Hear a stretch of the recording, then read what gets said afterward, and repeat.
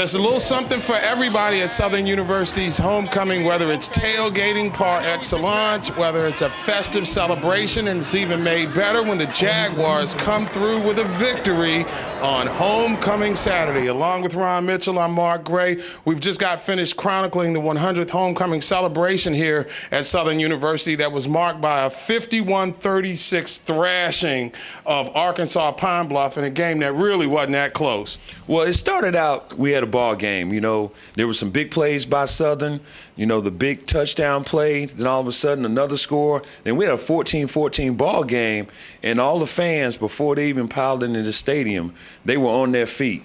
And it's hard to believe at one time in this contest that Arkansas Pine Bluff indeed had the lead. However, Southern was able to make huge plays, whether it's a 79-yard pass play, a 98-yard kickoff return, interception returns that set up for score. Southern made more big plays during the course of the game than Pine Bluff did. Pine Bluff, you know, they have one of the best quarterbacks in the game, in Benjamin. And Benjamin Anderson, he has all the stats to prove himself as one of the better quarterbacks coming into this game. But he had to humble himself because there was a freshman, I mean, a true freshman that came in and he played a marvelous game. Yeah, Austin Howard, certainly you could make a compelling argument that he, in fact, did outplay the more heralded and former championship winning quarterback. And Austin Howard for Southern, 14 of 22 for 230 yards, 3 touchdowns, only 1 interception. He did have the fumble, which set up a score. But when it comes to game management and playing with efficiency, the Southern freshman may have come of age this evening. I think their offensive coordinator allowed him to play within the system. In doing so, he was able to gain his confidence, and we saw him do some great touch passes for touchdowns. And I think he will mature, and hey, he's going to have a great upside the rest of this year. And it's just a shame that Ben Anderson's career will be marked by 2 disappointing seasons coming off of his SWAC championship a couple of years ago. However, Anderson on this evening, he threw the ball 41 times. He was only 18 of 41. He did push out 289 yards, but if there was ever a such thing as a quiet 289 yards, I'd have to say that was the case. He's a man amongst boys, and quarterbacks need playmakers around them. I just don't think he has any. I mean, he is the grand entree, but he has no sides around him. So you can't have a full course meal if you don't have guys to play with you. You know, it was like squeezing toothpaste. You know, he has some tremendous plays, and he's trying to do too much with too little to work with. And, you know, hats off to him. When he was able to complete the passes, he did a great job. The receivers have to help him by getting open because there were a lot of balls that were dropped. There were balls that were contested by the defense, all because the wide receivers were not helping them out.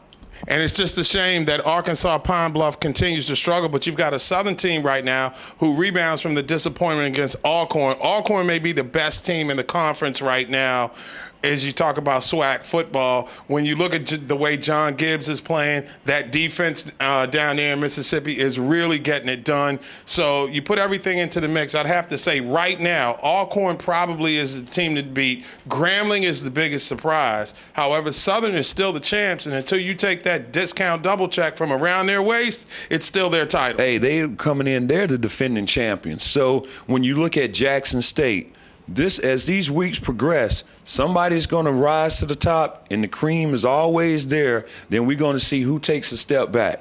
And it'll be interesting because come Thanksgiving weekend, if things hold the way that they're holding right now, it could be a situation where Grambling and Southern are going to meet in the Bayou Classic for a spot in the SWAC championship game, something that we haven't seen in quite some time. Speaking of things that we haven't seen in quite some time, the flavor of homecoming here at Southern University. Now, my good friend here is from the University of Missouri back during the Big 8 days, I might add. So you've gone through a conference name change and a university changing conferences altogether. So when you put this on the menu, if you will, with all the other homecoming experiences that you see? How do you like what you see down here in Southern? Oh, I love this. I mean, they own this. I mean, I've seen tailgaters going I've never seen down the railroad tracks. I mean, there's no space literally in this town.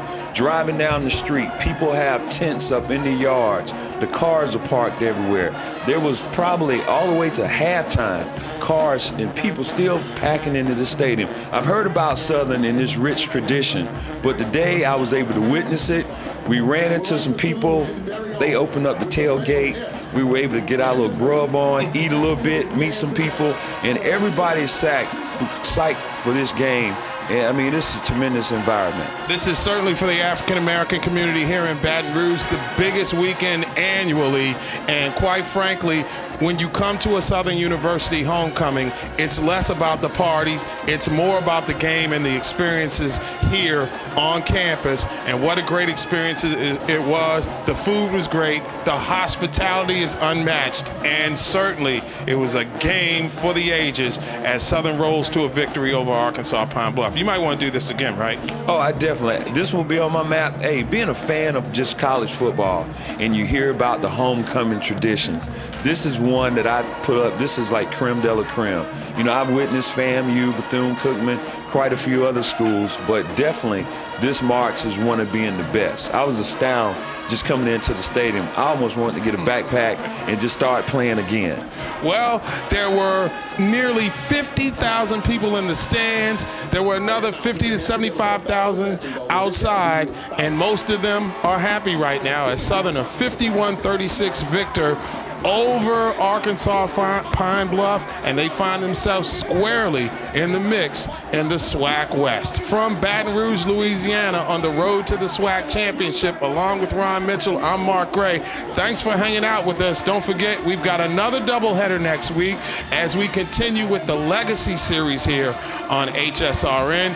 We've got Fordham versus the University of Pennsylvania, and then from the SIAC, it's Morehouse and Tuskegee.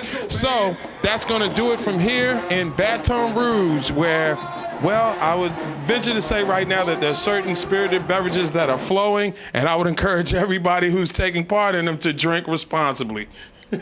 Hey, this is great. One thing you have to pick up, you know, they spell a little different down here. You know, I learned a whole lot. Yeah. You know, he just learned out that you can't spell go with an X. You know what I'm saying? Yeah. The grammar and the food is totally on a whole different level.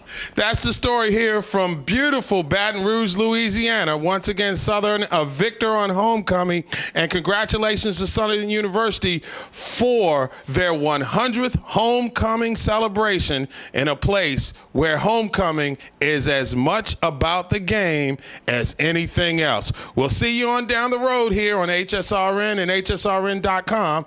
We are the voice of choice.